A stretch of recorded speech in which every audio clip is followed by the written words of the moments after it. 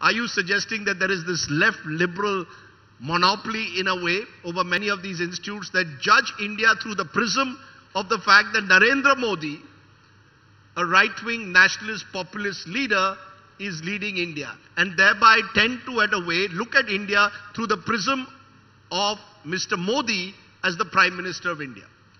In a word, no. In a word, no. These are not biased organizations that are out to get India. They evaluate democracy in 150 plus countries.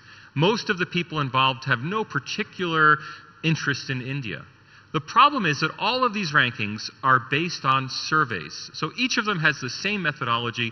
They do a survey of intellectuals, journalists, academics who either are based in the country they're studying or who are students of the country from outside. Prominent academics and journalists who cover, in India's case, India. It may be people at Harvard, maybe people at JNU, it may be people in the mainstream media. They survey them and they ask them to report back on the country.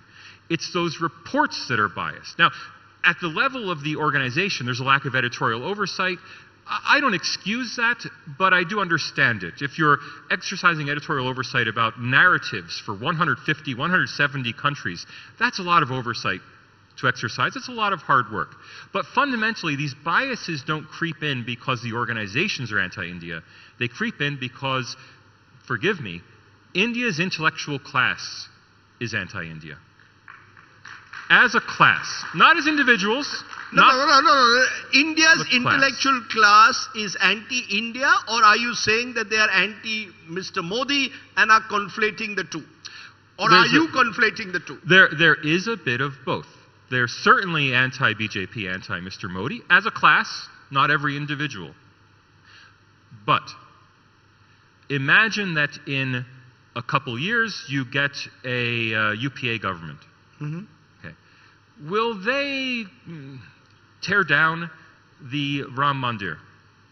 Will they reverse the policies, the very policies that are criticized in these rankings?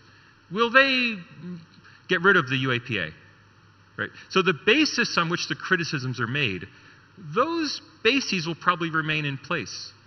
If they do, then the same criticisms will apply to them. No, but aren't those intellectuals or activists supposed to stand up to the Indian state where, let's say, an individual activist is arrested for his ideological beliefs and denied bail under UAPA, like an Omar Khalid, for example, an activist in the CA agitation, when there are hundreds of Kashmiris who were put in jail once Article 370 was removed? I mean, are these not questions that Indians are entitled? When you turn around and say intellectuals and activists are being anti-India, maybe they are standing for the few spaces that are available to question the government of the day. And that's what is, in my view, India's greatness, that we still allow it to happen, unlike a China or a Hong Kong. Why not celebrate it rather than suggest this is being anti-India?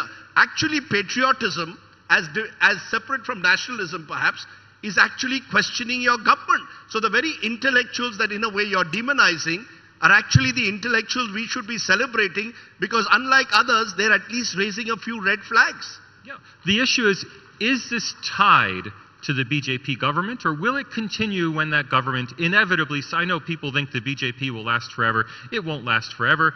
There will be a change of power at some point. When that change of power occurs, will there be a recalibration in people's opinions? Or will the demands placed on Congress and the UPA be unrealistic? Will those demands not be fulfilled by that government either? And the question is India a fascist country today? And if you want to raise your hands, I think that's really an outrageous proposition. India has problems. Certainly journalists and activists have absolutely a role to play in calling out those problems. The problem isn't that these journalists may be opposed to the government of the day. The problem isn't that the activists uncover sordid details of law enforcement. The problem is that they allow that to color their overall evaluation of the system. So in a way, what you're suggesting